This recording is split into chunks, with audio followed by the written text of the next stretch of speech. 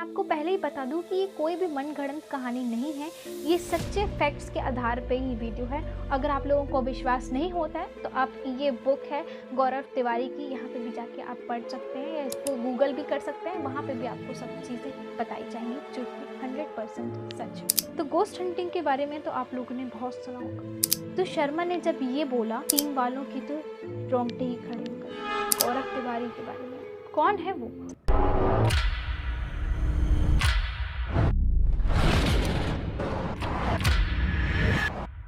Ghost hunting क्या होती है? जी हाँ, भूत प्रेत को जो पकड़ते हैं ना उसे कहते हैं गोस्ट हंटिंग, और जो पकड़ता है उसको बोलते हैं गोस्ट हंटर। आज हम बात करेंगे गौरव तिवारी के बारे में। कई लोग इस नाम से वाकिफ होंगे जो पैरानॉर्मल एक्टिविटीज़ में बिलीव करते हैं या सुपर नेचुरल चीज़ों में ज़्यादा इंटरेस्ट रखते हैं। उन लोगों को पता होगा कि ये कितना जाना माना नाम है। एक टाइम पे हर न्यूज़ चैनल पे इनके शोज़ वगैरह सब आते थे।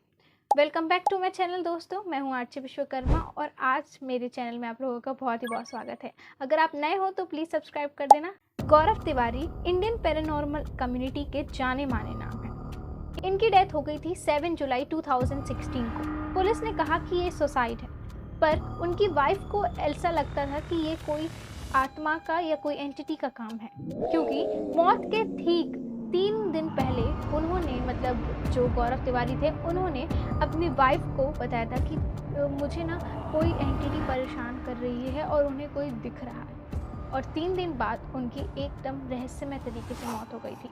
7 जुलाई को गौरव अपने घर पे थे और जैसे ही वो नहाने के लिए गए, थोड़ी ही देर बाद बाथरूम से उनकी चिल्लाने की आवाज़ आई। उनके घर वाले बहुत ही डर चुके थे। जैसे ही सब आए, दरवाज़ा वगैरह तोड़ा गया बाथरूम का और देखा कि गौरव मर चुके। पुलिस वगैरह को बुलाया गया और उन्होंने बताया कि ये सुसाइड है। पुलिस ने कहा कि उन्होंने अपना गला दबाकर खुद खुशी की है, लेकिन गौरव ऐसा कर ही नहीं सकते थे। वो बहुत ही ज़्यादा खुले विचार के आदमी थे और कभी सुसाइड करने का सोच भी नहीं सकते थे। और 21 साल की उम्र में उनने डिसाइड किया कि वो एक कमर्शियल पायलट बनेंगे। पर किस्मत का ऐसा खेल पलटा कि वो एक गोस्ट हंटर बन गए।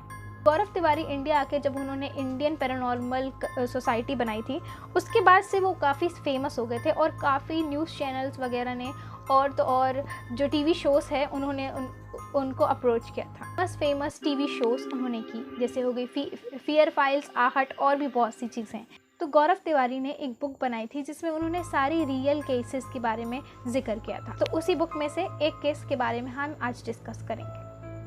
तो ये केस है भावेश त्यागी का, करकर डूमा कोट, जो कि न्यू दिल्ली में है। इसके बारे में कई अफवाहें हैं कि ये हॉन्टेड है और कई ऐसे सबूत हैं ऑनलाइन जो कि आपको देखने के लिए मिल जाएंगे। यहाँ की जो मेन लाइब्रेरी है और जो साइबर ऑफिस है या साइबर लाइब्रेरी कह लूँ मैं, वहाँ पे सबसे ज़्यादा भूतिया चीज़ें, या बोल दिया जाए कि पैरानॉर्मल एक्टिविटीज़ होती हैं।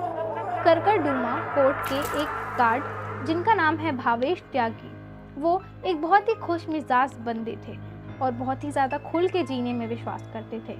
इन्होंने इंटरकास्ट लव मैरिज की थी, जिसके तहत घर वालों ने इन्हें अपनाया नहीं और वो अपनी वाइफ के साथ यहाँ पे शिफ्ट हो गए थे। 1993 में उन्होंने करकरडूमा कोर्ट में गार्ड की पोस्ट पे जॉब स्टार्ट करनी थी और उनको मिली थी नाइट शिफ्ट। इतने दिनों तक कोर्ट में काम करते थे और उनको ऐसी ऐसी चीज़ें सुनाई देती थी या उनको कोई एंटिटी दिखती थी और वो एकदम से गायब हो जाती थी, तो इसके लिए उनने मतलब ज़्यादा ध्यान नहीं दिया। वहीं के कर्मचारी रमन शर्मा एक दिन रात में देर तक काम करते रहे और जैसे ही वो निकल रहे थे, वहाँ से उन्हें एक कमरे के ताले में से बहुत तेज़ आवाज़ आने लगी और ऐसा लग रहा था कि कोई उस ताले को ज़ोर ज़ोर से पटक रहा है। वो वायरल वीडियो भी इस बात का सबूत है कि ये ऐसा हुआ था।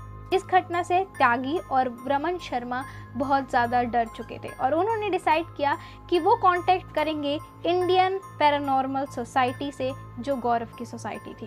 खैर, इसके बाद स्टाफ ने कांटेक्ट किया आईपीएस से और उन्होंने जब वायरल वीडियो वगैरह देखा और इन सब चीज़ों की उनको पुष्टि हो गई कि हाँ ये बात सच है, तो वो वहाँ पे आने का डिसीजन लिए।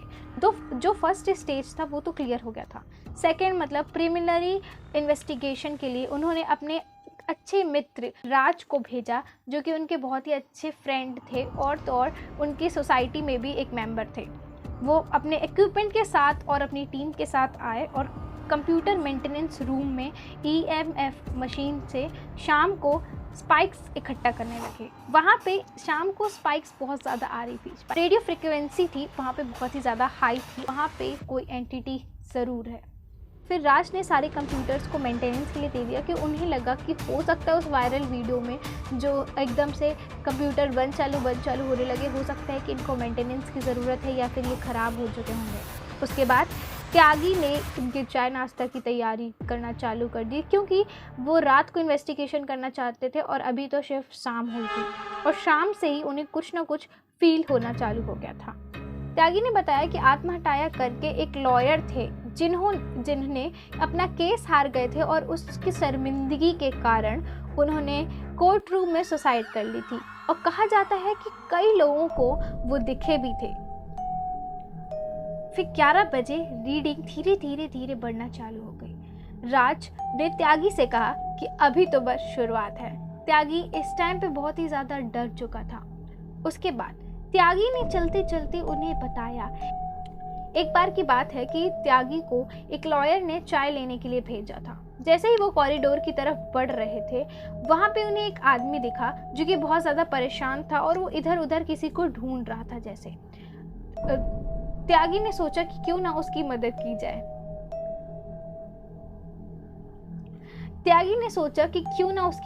जाए। फिर उसके बाद त्यागी ने पूछा कि तुम यहाँ इतना परेशान क्यों, किसी को ढूंढ रहे हो क्या? उसने अपना पसीना पोंछा और त्यागी से कहा कि हाँ। लालवानी साहब का ऑफिस कहाँ है भैया? उसके बाद त्यागी ने बोला, इस नाम के तो कोई भी एडवोकेट यहाँ पे नहीं है, आप शायद गलत इंसान को ढूंढ रहे होगे। उसके बाद वो आदमी भड़क गया हो जैसे, और वो एकदम से बोलने लगा कि मुझे लालवानी साहब जी ने यहाँ पे बुलाया था और उनका अपॉइंटमेंट है। देखिए भैया, अगर वो नहीं मिले तो मेरी फैमिली और मेरे बच्चे सड़क पे आ जाएंगे और हमें बहुत ही ज़्यादा दिक्कत हो जाएगी। ये सब सुन के त्यागी बोला कि जब भी लालवानी साहब नाम के कोई भी लॉयर या कोई भी यहाँ पे काम नहीं करता है तो मैं कैसे बता दूँ। उसने कहा कि हाँ, आपको तो झूठ लग रहा होगा ना, यहाँ मेरी अपॉइंटमेंट डेट लिखी हुई है। त्यागी ने कहा कि अच्छा दिखाओ भला। उसके हाथ में एक पुरानी नोटबुक थी और उसके पन्ने भी बहुत ज़्यादा पुराने टाइप के थे। उसमें पुरानी स्याही से लिखा था 17 दिसंबर 1996। ये देख के त्यागी के होश उड़ गए। उसके बाद जैसे ही वो उस आदमी की तरफ फिर से एक पलक झपका के देखा, वो व्यक्ति गायब हो गया था। ये बताते हुए त्यागी बहुत ज़्यादा डर रहा था और राज ने कहा ये सब तो कॉमन है। फिर उसके बाद उन्हें एकदम से कंप्यूटर रूम में हाई रीडिंग्स दिखने लगी और उन्हें कुछ ना कुछ फील होने लगा। उसके बाद त्यागी ने फिर उनको बातों में उलझाया और उन्हें बोला कि आपको ये सब मजाक लग रहा है, लेकिन मेरे को उस टाइम बहुत ज़्यादा डर लग रहा था। राज ने कहा कि ये सब तो होता ही रहता है। वहाँ उतने में ही गौरव भी आ गया और उन्होंने बोला कि आज रीडिंग कुछ खास नहीं आ रही है और लगता है कि आज आत्मा को हमसे इंटरेक्ट नहीं करना। ईएमएफ की बैटरी भी डाउन हो गई थी और सारे वीडियो कैम भी काम करना बंद हो गए थे। तो गौरव ने कहा कि आज आत्मा को हमसे कोई भी बात करने का इंटरेस्ट नहीं है, हम कल फिर से आएंगे और बात करेंगे। उसके बाद टीम ने पैकअप किया और चल दिए अपने होटल की तरफ। फिर आईपीएस की टीम वाले जब जितनी भी रिकॉर्डिंग्स और जितनी भी रीडिंग्स वगैरह चेक कर रहे थे, उन्हें वीडियो रिकॉर्डिंग देख के बहुत ही बड़ा शौक लगा। उन्होंने ये देखा कि जितनी भी क्लिप्स हैं वहाँ पे त्यागी है ही नहीं और वो प्रॉपर बात कर रहे थे त्यागी से। फिर वहाँ पे कौन था? क्या वो त्यागी की आत्मा थी? जैसे ही उन्हें शर्मा को कॉल किया, वहाँ का कर्मचारी, तो शर्मा ने जब ये बोला तब तो आईपीएस की टीम वालों की तो रोंगटे ही खड़े हो गए। शर्मा ने कहा कि त्यागी ने तो शाम को ही सुसाइड कर लिया। ये सुनने के बाद सबको ये समझ आ गया कि जो इतनी देर से हमको चीज़ें बता रही थी वो त्यागी नहीं, त्यागी की आत्मा थी। और ये सब सुनने के बाद उनने ये केस यहीं क्लोज कर दिया और आगे कोई भी इन्वेस्टिगेशन नहीं हुई। और कहा जाता है कि त्यागी की आत्मा आज भी उस कोर्ट में भटकती है।